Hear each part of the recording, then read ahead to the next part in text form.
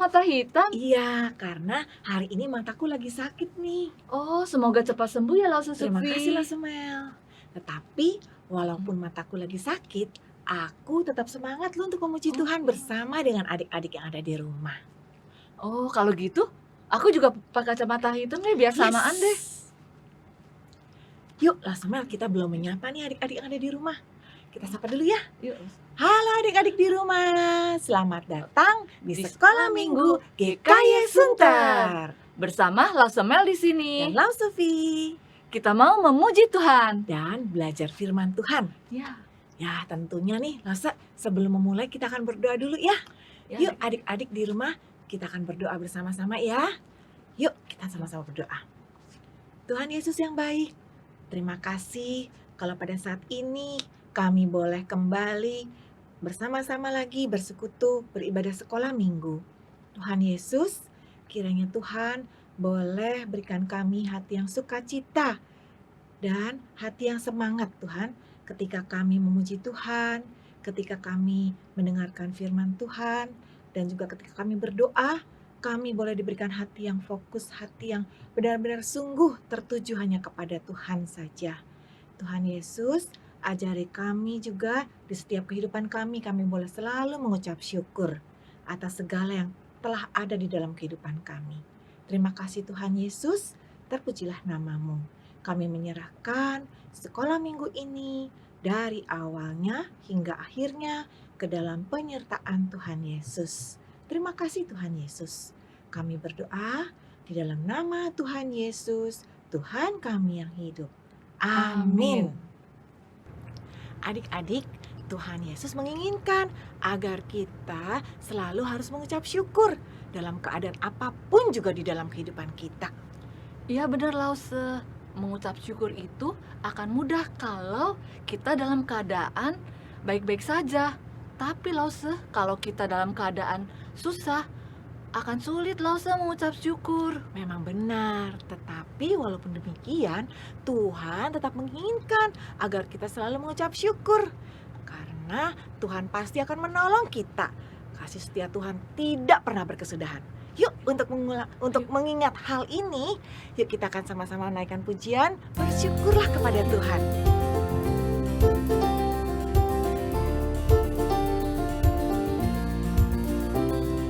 Bersyukurlah kepada Tuhan, sebab Ia baik, bahwasanya untuk selamanya, kasih setianya.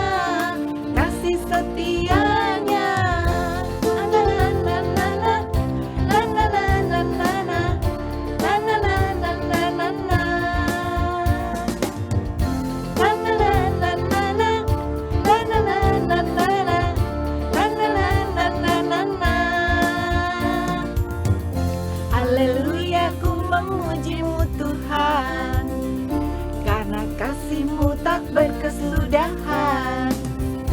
Biar yang bernafas memuji Sang Raja, di atas gunung dan di dalam samudra. Tanganku ku angkat padamu, mensyukuri rahmat yang Kau beri.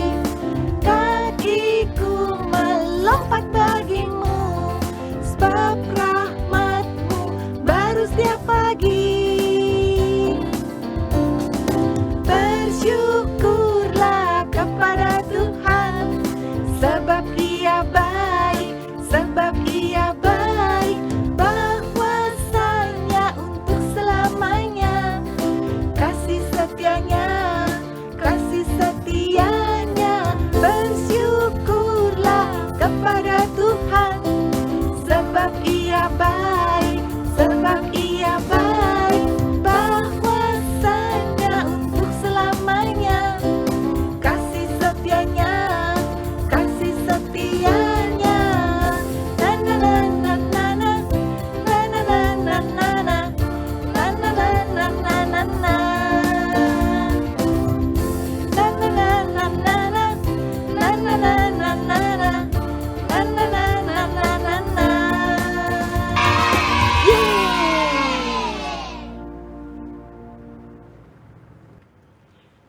adik-adik, di dalam Yohanes 15 ayat 5 dikatakan, Yesus berkata, "Akulah pokok anggur dan kamulah ranting-rantingnya.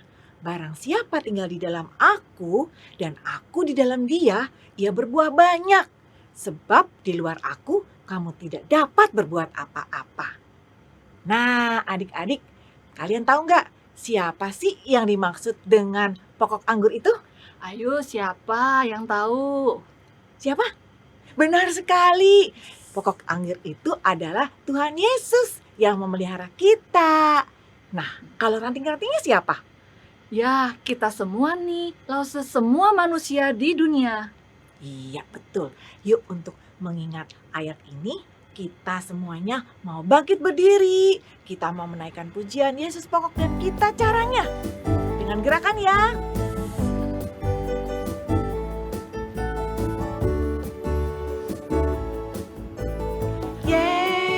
Yesus pokok dan kita caranya,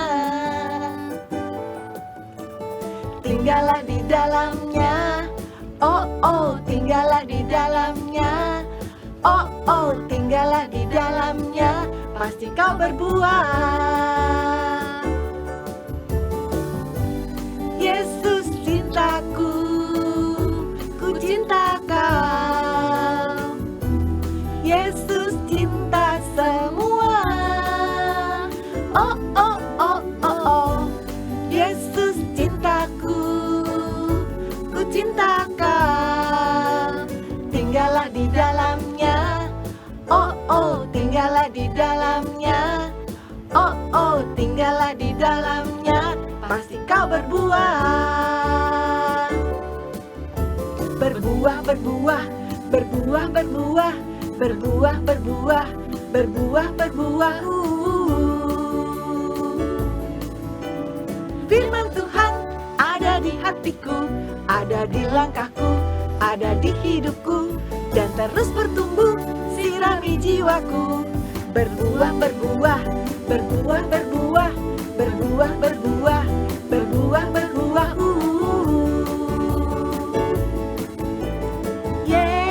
Yesus pokok dan kita caranya, tinggallah di dalamnya. Oh, oh, tinggallah di dalamnya. Oh, oh, tinggallah di dalamnya. Pasti kau berbuah. Yesus cintaku, ku cinta kau.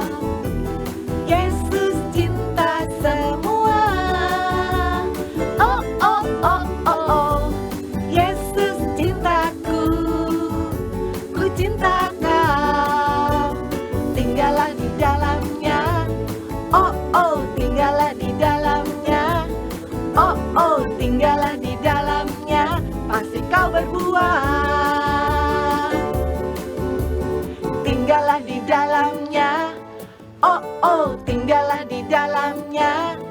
Oh, oh, tinggallah di dalamnya. Pasti kau berbuah.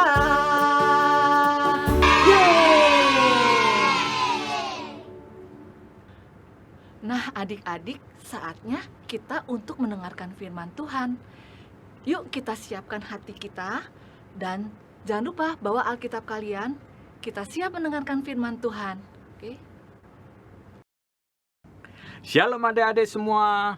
Lause harap semuanya dalam keadaan sehat-sehat. Lause mau kasih kuis nih. Ada 2 orang yang sedang membereskan jala seraya duduk di perahu mereka. Siapa dia? Tidak tahu. Lause kasih clue lagi ya. Terus Tuhan Yesus memanggil mereka, katanya, "Mari ikutlah aku dan kamu akan kujadikan penjala manusia." Siapa dia? Tidak tahu. Lause kasih clue lagi. Mereka adalah murid Tuhan Yesus dan bersaudara. Siapa? Petrus dan Yohanes. Lause. Salah. Petrus dan Andreas. Lause. Salah. Matius, Markus, Lukas, dan Yohanes. Salah. Mereka 2 orang bersaudara dan murid Tuhan Yesus. Lause kasih tahu ya, Mereka adalah Yohanes dan Yakobus. Loh, saya kasih pertanyaan lagi ya. Murid yang lain selain Yohanes dan Yakobus yang bersaudara. Siapa murid Tuhan Yesus yang bersaudara? Petrus dan Andreas. Betul, pintar adik-adik semua. Yuk kita berdoa sebelum kita melanjutkan cerita firman Tuhannya. Mari kita lipat tangan, tutup mata, kita berdoa. Tuhan Yesus, terima kasih Tuhan sudah menjaga melihara kami selama seminggu ini. Kami semua sehat-sehat semua. Dan kami sudah memuji Tuhan dan sebentar hendak mendengarkan firman Tuhan. Berbicaralah ya Tuhan kepada setiap kami, supaya kami menjadi murid-murid Tuhan dan jadi pelaku-pelaku firman. Terima kasih Tuhan, dengar doa kami. Di dalam nama Tuhan Yesus kami berdoa. Amin. Nah, adik-adik semua, siapa yang tahu nama 12 murid Tuhan Yesus? Nah, tadi sudah terjawab ya 4 orang, yaitu Petrus, Andreas, Yohanes, Yakobus, Filipus, Bartolomeus, Thomas, Matius, Yakobus anak Alfius, Tadeus, Simon orang Selot, dan Yudas Iskariot. Mau kuis lagi? Apa? Mau? Oke, saya kasih satu lagi ya. Siapa nama murid yang paling dikasihi Tuhan Yesus? Iya, Yohanes. Yohanes yang mana nih? Iya, Yohanes, saudara Yakobus. Nah, murid-murid bersama-sama Tuhan Yesus selama 3,5 tahun. Tidur bersama-sama, makan bersama-sama, melayani orang banyak bersama-sama. Murid-murid melihat apa yang dilakukan Tuhan Yesus. Apa yang dipelajari murid-murid Tuhan Yesus? Ini yang murid-murid Tuhan Yesus pelajari. Yesus menyembuhkan anak Yairus. Mereka belajar bahwa Yesus berkuasa atas maut. Yesus menyembuhkan orang lumpuh. Mereka belajar bahwa Yesus berkuasa atas sakit penyakit. Yesus meredakan angin topan. Mereka belajar bahwa Yesus berkuasa atas alam semesta. Yesus mengusir roh jahat. Mereka belajar bahwa Yesus berkuasa atas setan-setan. Yesus bersama anak-anak. Mereka belajar bahwa Yesus mengasihi anak-anak. Murid-murid Tuhan Yesus mendapat pelajaran langsung dari teladan Tuhan Yesus, termasuk Yohanes dan Yakobus.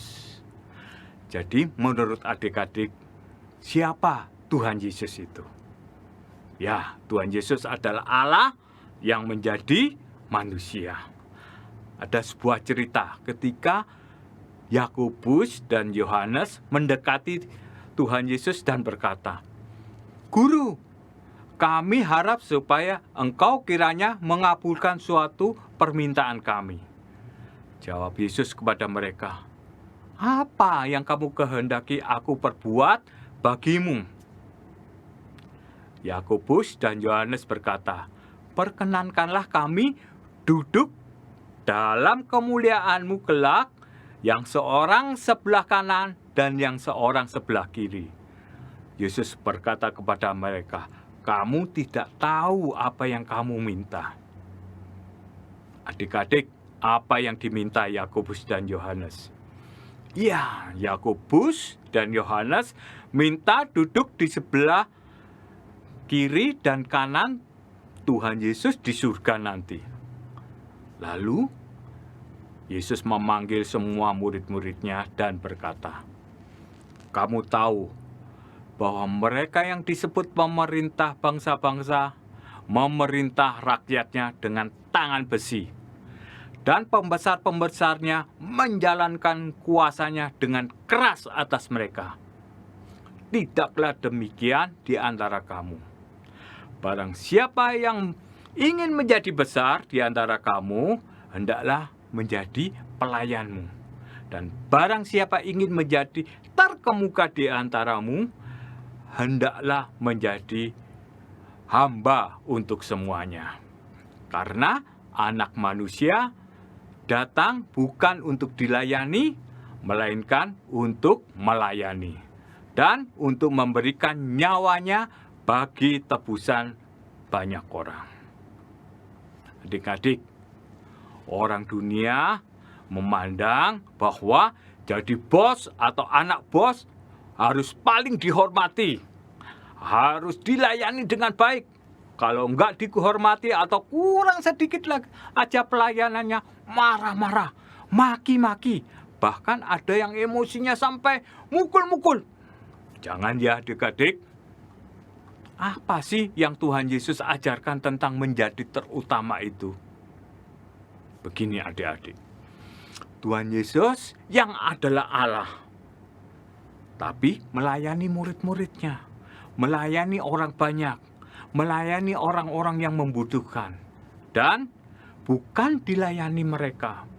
Padahal Dia adalah Raja di atas segala raja, Tuhan yang menciptakan dan pemilik alam semesta dan segala isinya. Itulah contoh dan teladan daripada Tuhan Yesus yang harus kita juga lakukan. Dalam Filipi pasal 2 ayat 5-11 mengatakan, hendaklah kamu dalam hidupmu bersama menaruh pikiran dan perasaan yang terdapat juga dalam Kristus Yesus, yang walaupun dalam rupa Allah tidak menganggap kesetaraannya dengan Allah itu sebagai milik yang harus dipertahankan, melainkan telah mengosongkan dirinya sendiri dan mengambil rupa seorang hamba dan menjadi sama dengan manusia. Dan dalam keadaan sebagai manusia, Ia telah merendahkan dirinya dan taat sampai mati, bahkan sampai mati di kayu salib.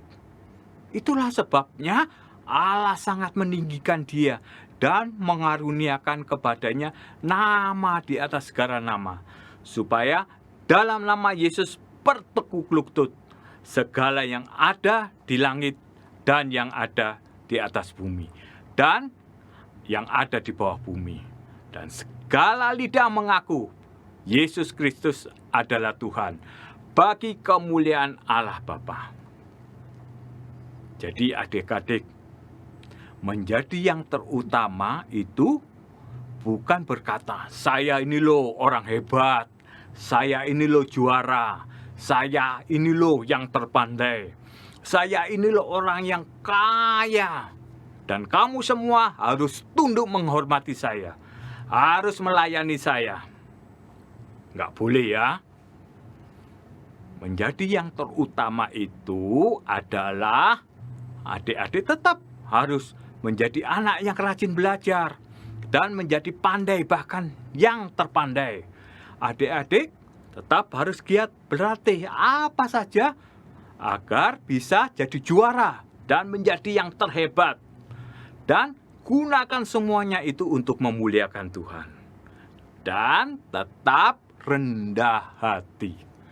Bukan untuk menyombongkan diri, tapi untuk melayani sesama manusia. Ingat, ini cerita apa? Ya, Tuhan Yesus membasuh kaki murid-muridnya. Apa yang Tuhan Yesus ajarkan?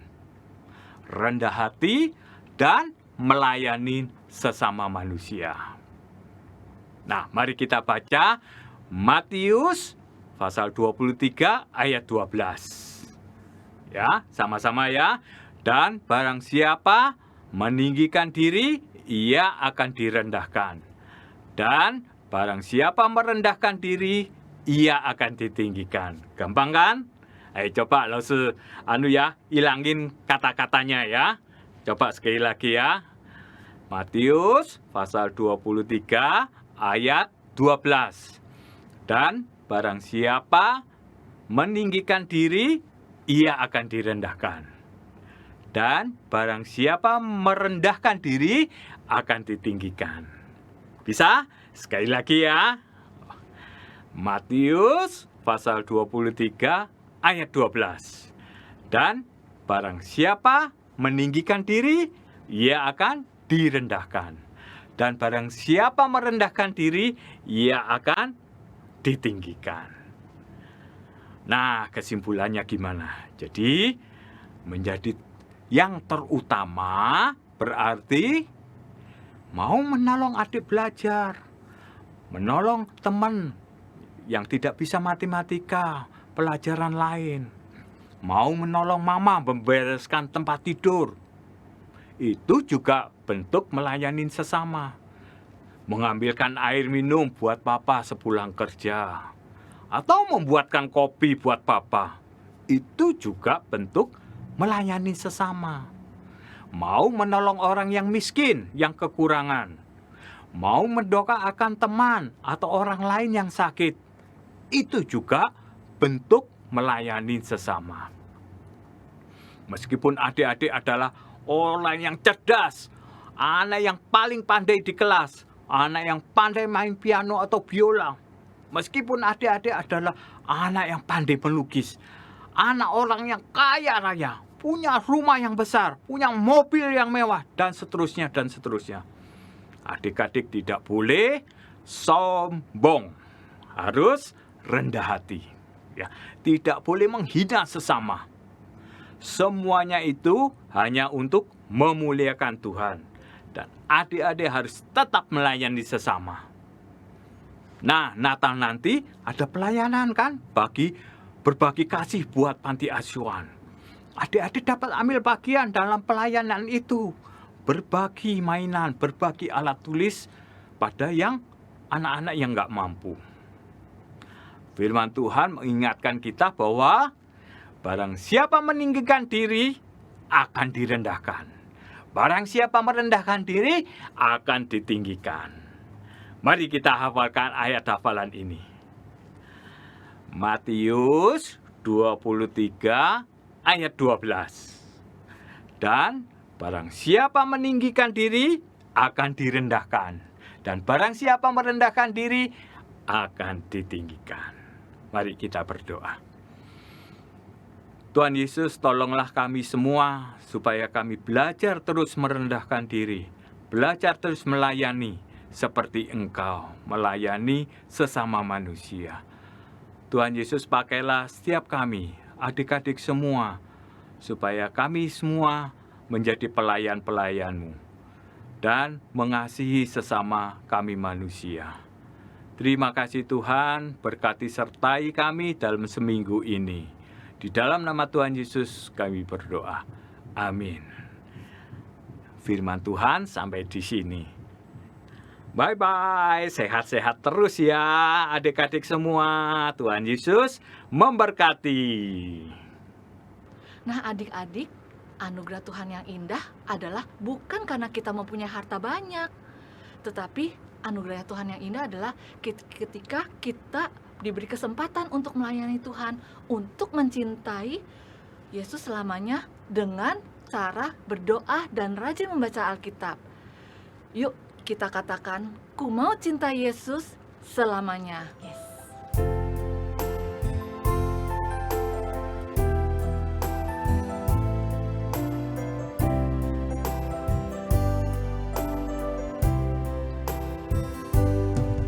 Ku mau cinta Yesus selamanya.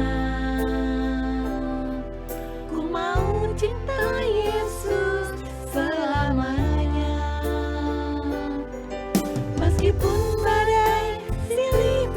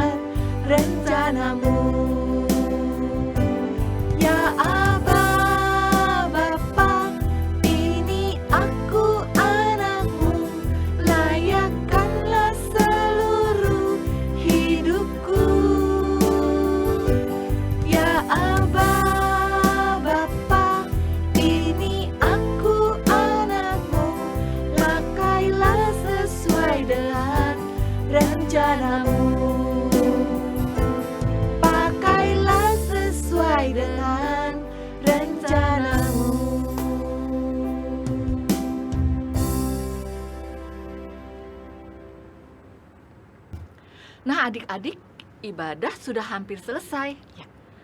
Yuk, sekarang kita bangkit berdiri, kita berdoa dulu ya.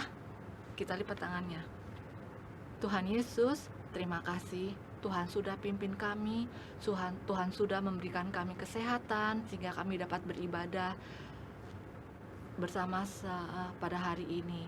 Sekarang kami mau berdoa biar Tuhan juga pimpin kami selama 1 minggu ke depan dengan kami menjalankan protokol kami kesehatan, dan kami bisa bertemu kami kembali minggu depan untuk ibadah kembali. Terima kasih Tuhan, di dalam nama Tuhan Yesus kami berdoa.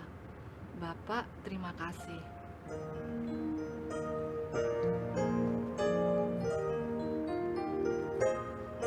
Bapa, terima kasih. Bapa, terima kasih. Bapa di dalam surga, puji terima kasih.